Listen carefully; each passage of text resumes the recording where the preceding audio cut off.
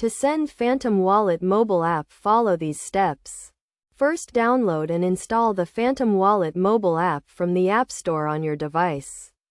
Once installed, open the app and create a new wallet or recover an existing one using your secret recovery phrase. Next, navigate to the main dashboard and select the cryptocurrency you want to send. Choose the send option and enter the recipient's wallet address.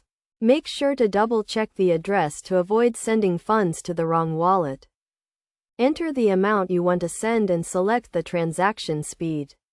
Faster speeds require higher fees while slower speeds are more cost-effective. Review the transaction details including the amount, fees and recipient address. If everything is correct, confirm the transaction and wait for it to be processed on the blockchain.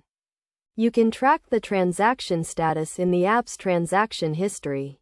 Best practices include always verifying the recipient's wallet address and being aware of the current market conditions and fees.